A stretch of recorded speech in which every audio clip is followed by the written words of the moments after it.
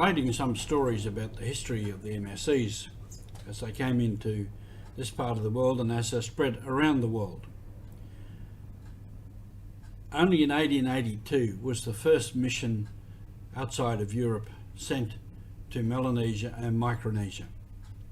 And I've told you stories about this, that they came, and eventually the second leader, Andre Navarre, got them through to Australia and began the mission.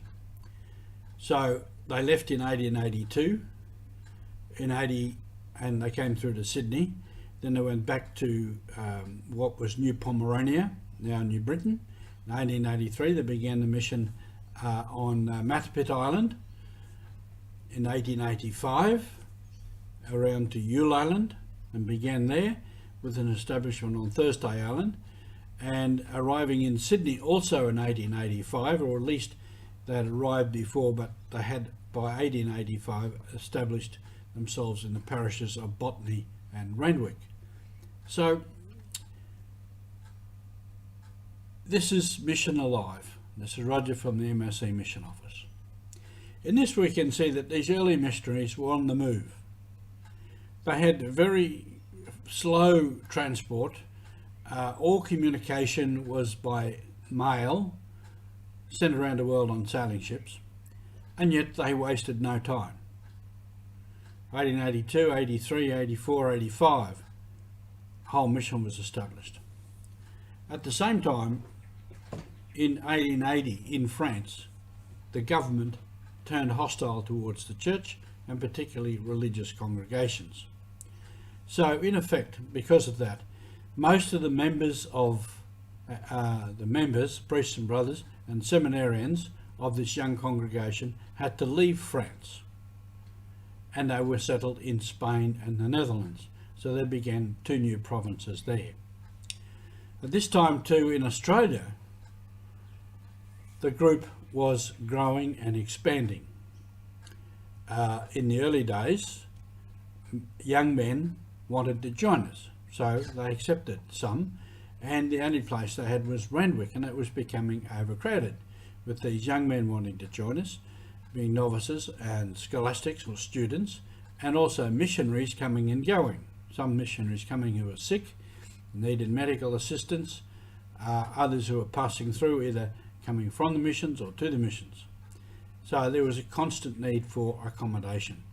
So they built the monastery up here on the hill, which I've referred to, and there was overcrowding of novices, students, staff and priests who were engaged in parish and other work. So this new province, which was established in 1905, was on the move and growing. And of course all this required funding. And they kept asking our people in Europe, in France, for support, for funding. And of course with the situation there wasn't any funding. So there was a lot of tension, a lot of difficulty, a lot of crisis in all of that. In the meantime, the congregation was spreading.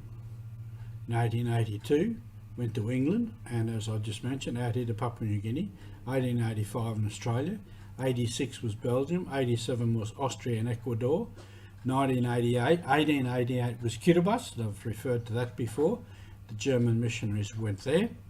1891, Marshall Islands, 1896 established a province in Germany, 1902 in Nauru, and 1903 in Indonesia. And in Indonesia, that was in more to the east of what was Dutch New Guinea, in the Celebes, or now Sulawesi, because these were Micronesian people, and our mandate was to the Melanesians and the Micronesians. And an interesting little story there was a Father Gerard Vestas, who was born in 1876, was ordained in 1903, and probably went out there to that Micronesian mission, and he was made the vicar, not the vicar apostolic, vicar prefect of Celebes in 1919. And then later he was made the Vicar Apostolic of New Pomerania, as I said was New Britain. After Bishop Coupe died, he became the next bishop there. So the Dutch were out in this part of the world very early on, and in the Philippines in 1908. So in 1908 I went to the Philippines, and that's another story for us next time. So the mission was alive, was expanding, was on the move. Thanks for being with us.